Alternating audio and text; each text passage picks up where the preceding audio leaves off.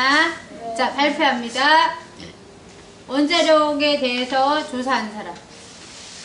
원자력이 어떤 것인가 조사하는 사람. 발표해. 해주세요. 앉아서요? 네, 앉아서 하면 돼요.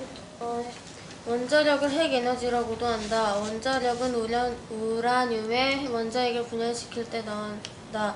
우라늄은 하나의 원소이고 원소는 모두 총 92개인데 우라늄은 92개의 원소 중 가장 무거운 원소이다. 우라늄은 방사성 원소이고 가장 무겁다. 그래서 우라늄은 핵무기에 쓰여 엄청난 폭발력을 나타내고 무겁다는 특성으로 여러가지 용도로 쓰인다. 이런 우라늄의 원자핵을 분열시키는데 이 핵분열은 중성자가 우라늄 원소를 충격시킬 때 이루어진다. 그리고 핵분열을 일으키면서 에너지가 나오는 것이고 이 힘을 원자력이라고 하고 이 힘을 더 강력하게 하려면 연쇄 반응을 일으켜야 한다. 이때 연쇄 반응을 일으키는 것을 핵연료라고 한다. 핵연료를 통해서 연쇄작용을 일으켜서 아주 큰 핵에너지를 일으킬 수 있다. 네, 이거보다 더 자세히 조사하는 거. 저요. 네, 조사하는 거. 원자력이 뭔가. 얘기하세요. 말든이. 바꿔야 될까요? 사람들은 핵에너지를 원자에너지라고 하기도 한다. 원자의 가장 무서운 핵심 부인 원자핵의 변화를 주는 과정에서 방출되는 에너지라고 할 수 있다.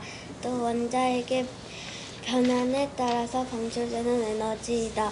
방사성 원소가 자연히 붕괴할 때에 나오는 방사선의 에너지도 넓은 의미에서는 이것에 해당하지만 일반적으로는 인위적으로 원자핵의 변화를 일으킴으로써 이용 가능한 에너지로 빼낸 것을 말한다. 핵 에너지요. 핵연료. 발전소 도시물이었어요. 아니, 자, 원자력 만든 사람이 발견한 사람 했잖아. 저요. 그치? 그거 조사한 사람이. 저요. 네, 하세요. 자, 먼저 할게요. 핵에너지를 발견한 사람은 키리 부인입니다. 폴란드 과학자인 마리 키리 부인은 나둠이 눈에 보이지 않는 빛을 내보내는 것을 발견했고, 그리고 약간 불안정한 나둠이 내보내는 빛이 렌트겐이 발견한 X선이라는 것을 알게 되었고, 이 X선의 반사선이라고 붙었다. 오토안과 프리츠 스트러스만은 1948년 독일의 물리학자가 우라늄의 원자핵을 열시키는 실험을 하다가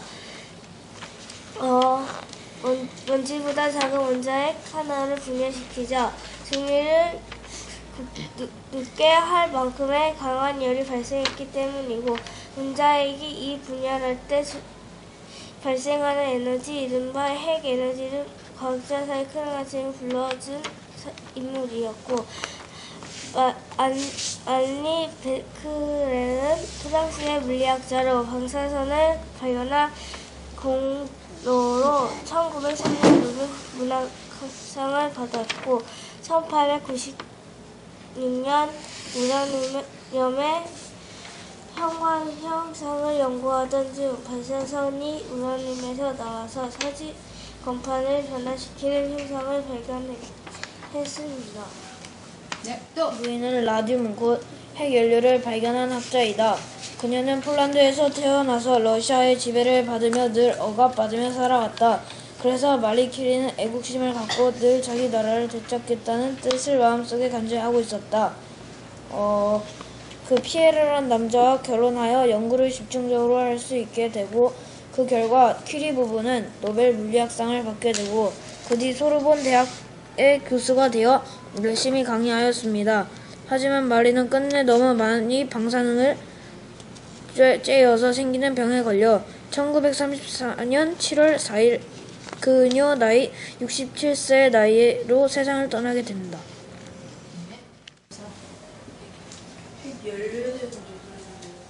핵연료는 원자로 에너지라고도 한다. 핵연료는 원자로 안에서 핵연료 하나가 분열하며 에너지를 만들어내었을 때 주위에 있는 핵재도 같이 분열하여 에너지를 만들어내는 물질을 말한다. 핵융합 반응을 사용하여 에너지를 만들어내는 원자력 발전소에서는 중수소와 삼중수소를 사용하지만 핵 분열 반응을 이용하는 원자력 발전소는 우라늄과 플루토늄, 토륨 중 하나이거나 이 세 가지 중 두 가지를 섞어 핵 연료로 사용한다. 일반적으로 사용되는 우라늄은 우라늄 238과 우라늄 235이다.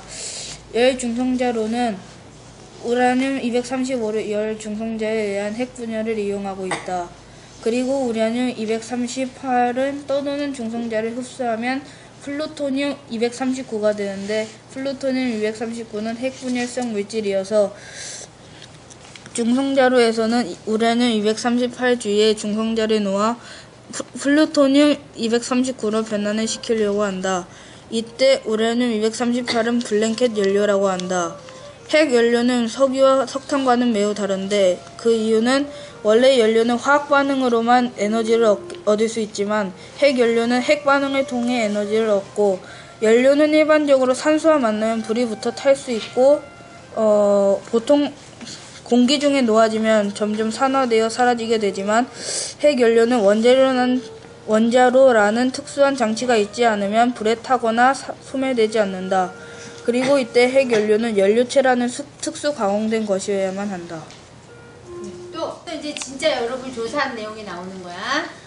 핵 연료가 필요한 이유, 그죠? 어느 곳에 이렇게 필요해요. 그거를 조사한 팀과 이거는 이러한 피해가 생겨요. 그렇기 때문에 이 땅에서 그건 없어져야 되는 팀이 있고, 또 한 팀은 그렇기 때문에 우린 대체 에너지를 개발했어요. 이런 대체 에너지를 사용하면 될 것 같아요. 라고 하는 팀이 있어요. 이제 제대로 자기들이 조사한 거를 발표하게 됩니다. 그걸 들어보고 이제 그 다음에 토론 들어갈 겁니다. 자, 필요해요. 원자력이 필요해요. 핵이 필요해요. 한 팀. 조사한 거 얘기해 주세요. 잘 들어야 돼, 지금부터. 핵 분열에 의한 연료 수증기를 발생시켜 증기 터빈 발전기를 회전시켜서 발전하는 곳 세계 최고의 원자력 발전소는 1945년 가동을 시작한 후력 기체냉각형 원자로이며 미국은 1957년 상업 발전소 가동을 시작했다. 가동 시작했다. 그 다음에. 끝이야. 그러니까요. X선과 CT 촬영. 사람의 몸을 보는 것은 청진기만으로 촬영할 수 없다. 특히 허파페 등은 잘 못 촬영하기 때문에 의사 선생님들은 X선 촬영을 권한다. 그러면 어디에 어떻게 이상이 있는지 알아낼 수 있다. 반면 CT, 컴퓨터 토모그래피라는 뜻으로 컴퓨터 단층 촬영이라고 할 수 있다. CT는 X선보다 더 강하여 더 자세하게 촬영할 수 있다. 이런 것뿐만 아니라 우리 생활 속에 많이 방사선은 사용된다. 예를 들어 원자력 잠수함, 원자력 병원, 원자력 항공모함, 원자력 전지 등으로 매우 많은 실생활에 사용하게 된다. 또 핵폭탄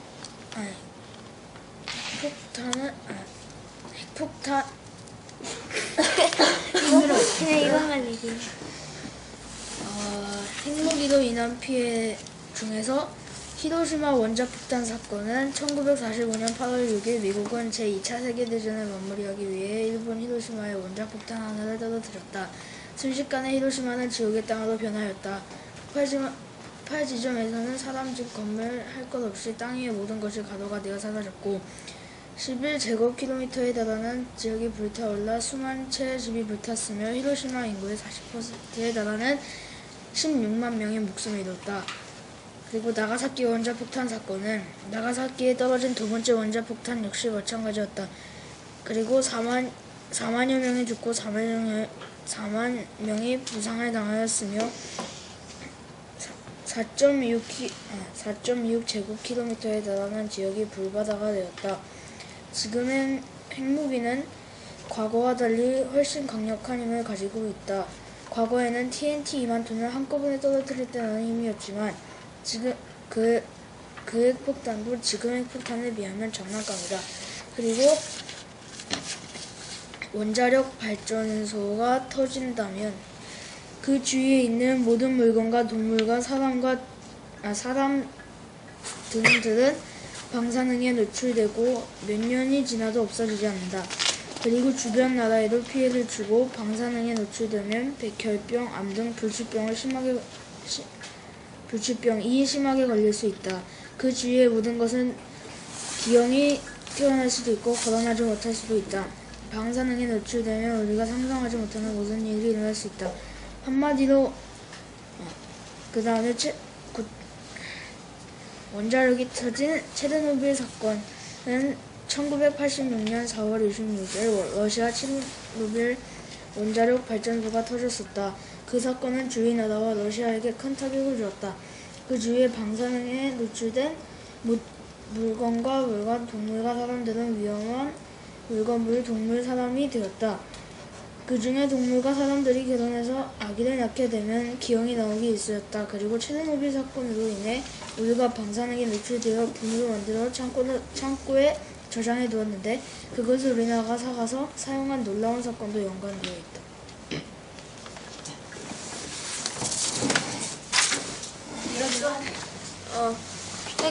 핵 폐기물과 방사능. 핵 발전소에서 전기를 만들고 나면 여러 가지 핵 폐기물이 나온다. 그리고 그 핵 폐기물을 마음대로 묻을 수도 태울 수도 없다. 태워버린다면 방사능이 공기 중에서 퍼져 사람들과 모든 생물들은 자기가 모르는 사이에 방사능에 노출되는 것이다. 땅속 깊은 곳에 핵 폐기물을 보관하고자 하는 사람들도 있지만 아무리 깊은 곳이라도 지하수가 스며들어서 방사능 물질이 밖으로 새어나올 수도 있고 또 핵 발전소에서 나온 핵 폐기물은 옮기는 과정에서 방사성 물질이 새어나올 수도 있고 실제로도 땅속에서 방사성 물질이 나온 사례가 있다고 한다. 또 아직은 핵 폐기물을 안전하게 보관할 기술이 없어서 임시로 쌓아놓고 있는 상태라고 한다. 방사능에 노출된다면 암이나 백혈병에 걸릴 수도 있고 기형아를 낳을 수도 있고 방사능에 오염된 식물들을 사람들이 먹게 된다면 그 사람도 병에 걸리게 된다. 그리고 어떤 사람들은 핵에너지가 이산화탄소를 적게 배출하기 때문에 지구온난화를 막기 위해서는 원자력 발전소를 더 지어야 한다고 한다.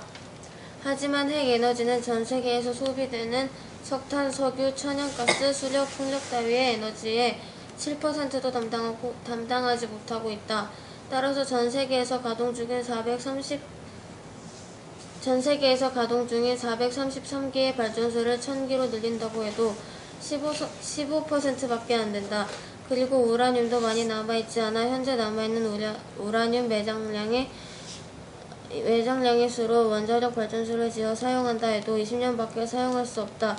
그렇기 때문에 그것은 지구온난화를 막는 길이 아니다. 그러면 이걸 들었죠? 잘 들었어요? 질문을 해보세요. 이제 다른 사람 여기 이제 네 사람이 질문을 하는 거예요. 원자력 발전소에서 나온 핵 폐기물 있잖아요. 그거를 지금도 우리나라에서도 발전소가 있고 또 다른 나라에서도 그걸 사용하는 나라들도 있잖아요. 그러면 거기에서 나오는 핵 폐기물을 그냥 쌓아두기만 한다고 하는데 그렇게 하면 아무리 원자력 발전소를 중단시키고 그렇게 없애도 그건 계속 남아있는데 그러면 그거로 인해서도 지구온난화가 되지 않을까요?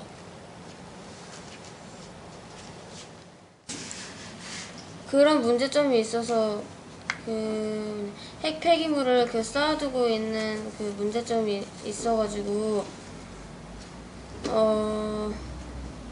그래서 그렇기 때문에 원자력 발전소가 우리한테 좋지 않고 원자력이 좋지 않다는 거를 설명한 거고 그걸 바울님이 말한 게 또 맞고 그거를 뭐 해결할 수 있는 방법이나 그런 거는 조사를 안 했어요. 그것 때문에 핵 폐기물을 제대로 단속하고 있지 못해서 그 방사능으로 피해를 당할 수도 있고 실제로 그런 사례가 있다고 한대요.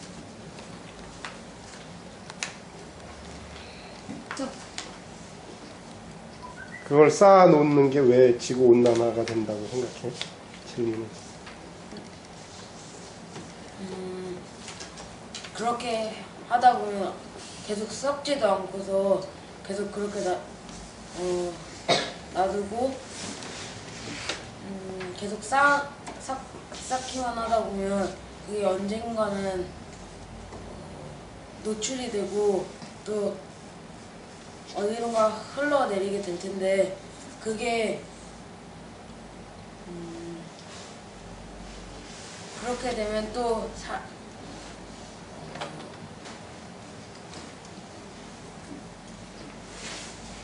아까 이야기한 것처럼 핵 에너지가 안 좋은 점이 또 계속 일어나가지고 그게 계속 반복될 것 같다고 생각해서. 지금 얘기 둘이 하고 있는 중에 혹시 이상한 점 있어요? 바울이 이런 거 장점을 보여야 되잖아요.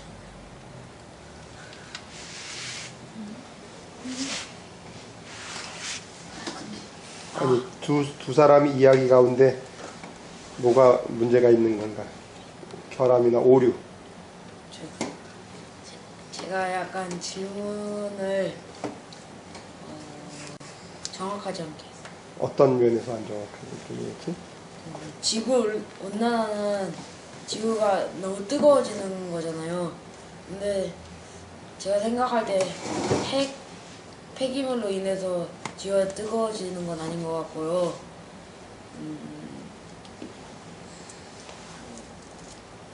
그냥 안 좋은 점?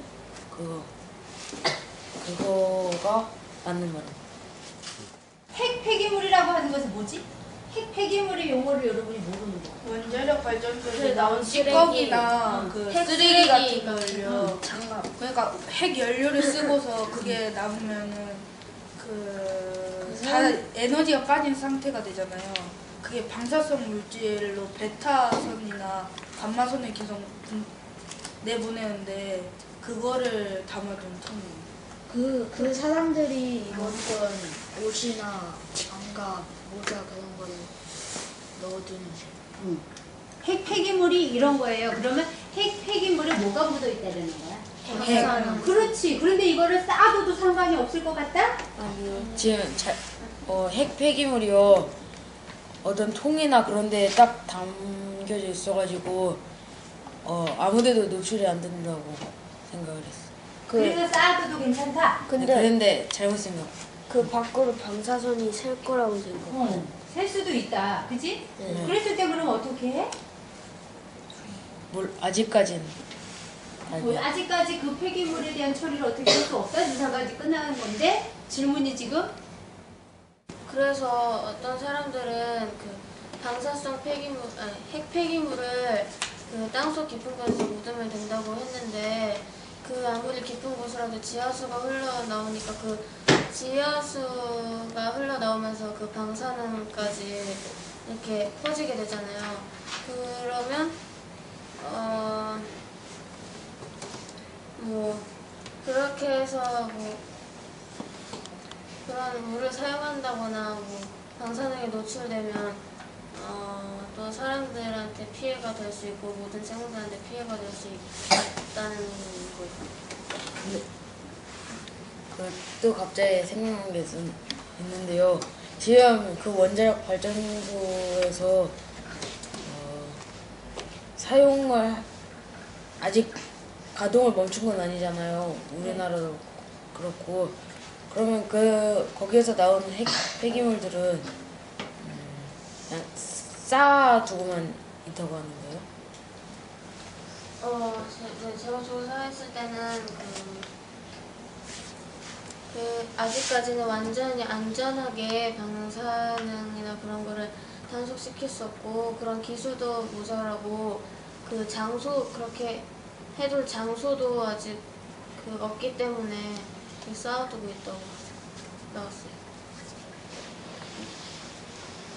그럼 그 근처에는 기형이나 병에 걸린 사람들이 많겠네요. 아니에요. 그러면 그렇게 원자력 발전소를 가동을 해서 거기서 나오는 뭔가 원자력으로 핵 에너지로 인해서 좋은 뭔가가 있기 때문에 피해를 보는 것도 감수하고 그거를 계속 가동하는 거잖아요. 근데 해맑은님이 말한 걸로 봤을 때는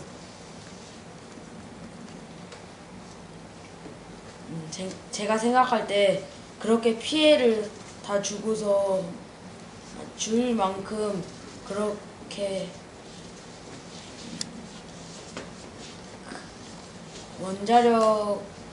핵 에너지로 인해서 그렇게 큰 장점은 별로 없는 것 같다고 생각을 하는데 해맑은님은 어떤지? 그러니까요. 그 알파선인가 감마선이요. 베타선하고 감마선이요. 그 어두운 곳을 막 뚫는데요. 그 중에서 X선도요. 감마선이나 베타선에 포함되기 때문에요. 감마선이 X선에 포함돼요. 그러니까 감마선이 X선에 포함되기 때문에요. 청진기나 다른 의학 도구보다는 CT 촬영처럼요. 더 정확하게요. 다른 사람들한테 그걸 분석시킬 수 있어가지고 그걸 쓰는 게 아니에요. 또 얘기하세요. 청진기로 이렇게 해서 찾아내는 것보다 CT 촬영이나 엑스레이를 찍어서 하는 게 더 정확하다. 그렇기 때문에 이건 필요하다.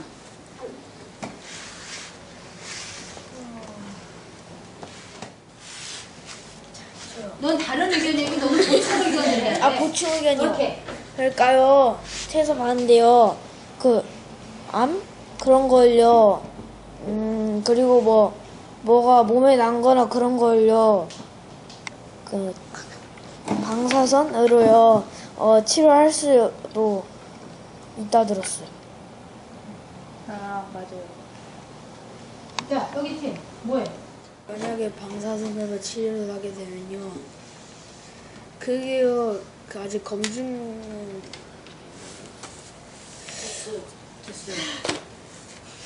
검증됐어요. 사장님 말에 빛나게 검증이 되지 않는 거라고 얘기를 한 것 같은데요. 제가 책에서 봤을 때 병든 토마토예요. 방사선에 쬐면은 오히려 보통 토마토보다 더 건강해서 해충 같은 게 와도 오히려 죽지 않고 살아남을 수 있는 토마토가 된다고 봤어요. 그 토마토를 먹은 사람에 대한 피해는 어떻게 조사가 됐나요? 그런 거 없는데. 오히려 영양가가 풍부해지니까요. 피해는 없을 거예요. 네, 피해는. 영양가가 풍부하지 않으니까 해충이 공격을 안 하는 그러니까 토마토가 더 건강해져가지고요. 튼실해 보이고요. 진딧물 같은요. 걔네들을 먹는 그런 흉년이 들게 하는 곤충들이요. 쫓아내가지고요. 풍년이 들 수 있게 할 수 그러면- 있어요. 식물이 손이 있나요? 아니 그게 아니라 그러면요. 토마토가 있잖아요. 그 토마토에 해충이나 진드물이나 그런 게 안 들어오게 하기 위해서는 그 해충들이 싫어하는 뭔가 독성? 어떤 뭔가가 있지 않을까요? 아니 잘못 이해하신 것 같은데요. 있잖아요. 홍수가 나도요. 홍수가 나면요. 예를 들어 벼씨 같은 건 다 쓰러지잖아요. 꺾이고. 그런데요. 방사선을 쬐는 것들은요. 벼다리 더 튼실하고 그리고 물을 잘 안 줘도 끝까지 살아남을 수 있고 홍수가 나가지고 다시 쓸어 내려가도요. 그 벼씨들은요. 살아남을 수 있어요. 그리고 또 바울님이 말씀하셨는데 곤충들이 공격을 할 때 독성이 있어가지고 오지 않는 게 아니라 곤충들이 공격을 하긴 해요. 튼실해서 튼실하는 게 아니라 영양가가 많나봐요. 곤충들이 노리는데 그 그렇게 곤충들이 공격하는 거에도 불구하고 살아남을 수 있다는 거죠. 그걸 먹은 사람들은 아무 이상이 없다.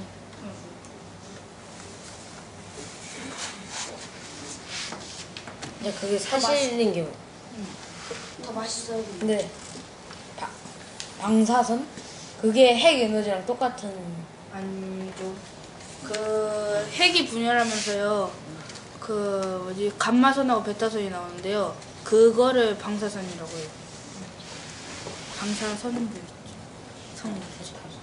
헐크랑 똑같은 거. 그 제가 했을 때 핵이 분열하면서 나오는 게 그 에너지라고 그랬는데 그 감마선이랑 베타선은 뭐 방사성 물질 뭐 그런 거랑 연관이 안 돼 있는 거예요? 네? 그러니까 감마선하고 베타선은 그 핵이 분열을 하면서 열 에너지가 나오고 핵 에너지가 나온다고 제가 조사를 했을 땐 그렇게 나왔는데 그때 베타선이랑 감마선이 나온다고 그랬잖아요. 그러면 그거는 방사성 물질이나 그런 거랑 아무 연관이 없는 거예요? 아니요. 그 우라늄이나 그 플루토늄이나 그런 방사성을 띠고 있는 핵 원료에서요. 중성자랑 그게 부딪히면서 또 다른 두 가지의 원자가 생기게 되는데요. 그게 감마선하고 베타선에 방출을 하면서 그러니까 두 가지의 원자. 베타선하고요 감마선이 있는데요. 베타선은요 종이를 뚫는데요 얇은 그 어떤 철판 같은 건 못 뚫고요. 감마선은요 둘 다 뚫는데요. 그래가지고요 감마선이요 더 세요? 세요. 그러니까 감마선 투시력이 그러니까 통과하는 힘이 강하고요. 방사선이. 그리고 베타선은 감마선보다 투시력이 약하지만 그래도 어느 정도의 투시력을 가지고 있는. 그러니까 방사능을 띠고 있는 선인 거죠. 그럼 방사능이 거기 안에 들어있다는 거죠. 네. 그러면은 그걸 쬐인 식물들이랑 걸 먹었을 때 사람은 안전해. 안전해요. 그러니까 병 걸린 식물들한테만 그렇게 되고요. 건강한 식물들은 오히려 그걸 주면 해가 되는 거죠. 그래서 맨발의견에서도 막 병 걸린 어떤 아저씨가 핵폭탄 방사선을 쬐인 뒤에 더 건강해졌다고 나오잖아요. 근데 그거는 특수의 경우 아닌가요? 네, 그러니까 그 병 걸렸으면 되는 거예요. 그러면 지금 맨발의견 병원에 계신 분들한테 방사선을 쬐면 방사선을 실실 째잖아. 그럼 적외선 아니에요? 그거요 더 치료하기도 하고요. 그러는 병원이 따로 있어가지고요. 그런 데로 가면요 그런 치료를 받을 수 있어요. 원자력 병원이라고 따로 있는 거예요. 네. 찾아본 게 그냥 얘기를 하는 거예요? 얘기하는 거. 제가 조사한 거는요. 핵분열에 대해서 조사를 해봤는데요. 핵분열은 중성자가요. 핵분열이 가능한 물질에 충돌하였을 때 물질이 붕괴되어 두 개의 서로 다른 원자를 생성하며 엄청난 양의 열을 내는데 이때 나오는 에너지는 우라늄 235의 450g당 석탄 1500톤의 에너지를 낼 수 있고 이때 핵부재를 하면서 나뉘어진 원자는 주로 방사성을 띠는 원자가 되는데 이때 원자는 강한 감마선이나 조금 약한 베타선을 방출하는데 원자로는 이런 방사선이 나오는 걸 막아주는 방어벽이라고 할 수 있다. 그에 대한 반대예요. 만약에 그 원자력 발전소가 더 많아지거나 아니 지금 있는 것도 해도 아까 우라늄 매장량 얘기해서 그런데 20년밖에 사용할 수 없다고 했는데 일단 20년밖에 사용할 수 없으면 20년의 수명이 끝나면 그걸 처리를 해야 되잖아요. 그런 건 어떻게 해요? 콘크리트에 다시 녹였나를 새로 만들고. 콘크리트 네? 콘크리트를 땅에다 묻으면요 네. 300년 이상이요. 최소 300년 이상 버틸 수 있고요. 에? 그럼 버틴 버티는 다음에 게 버티는 게 아니라요. 땅에다가요 해요. 그리고요 안에 콘크리트 방을 만들어놔요. 그리고 또 뭘 더 쌓아놓은 다음에요. 거기다가요. 그럼 그것도 언젠간 터질 거. 만약에 그리고 터지는 것보다는요 그 비용이 더 들지 않을까요? 만약에 누출되면 1.5배 더 든다. 만약에 자, 이거는 300년이라고 아까 숫자를 얘기한 거는 이게 좀 낮은다. 태양열 에너지랑요, 화력 에너지랑요, 지열 에너지에 대해서 조사했고요. 바다님은 풍력 에너지랑 바이오 에너지를 조사했고, 저는 수력 에너지랑 부력 에너지를 조사했고, 바울님은요, 열 병합이랑 메탄 하이드레이트랑요, 수소에 대해서 조사했어요. 자, 그럼 그거에 대해 조사한 걸 발표하겠습니다. 해보시죠. 멋진 태양에너지. 태양열 에너지는 열을 생성하며 신기한 반응을 일으키고 전기를 직접 생성할 수 있는 태양으로부터 에너지를 만든다. 장시간 동안 물질을 가열할 수 있는 독특한 특성으로 인해 태양노는 고온 연구에서 중요한 도구가 되었다. 물이 순환하여 증기로 되는 검은색 파이프에 많은 양의 태양 에너지를 집속시키기 위해 이동식 거울을 배열을 사용한 태양 증기 발전기가 건설되었다. 실리콘 같은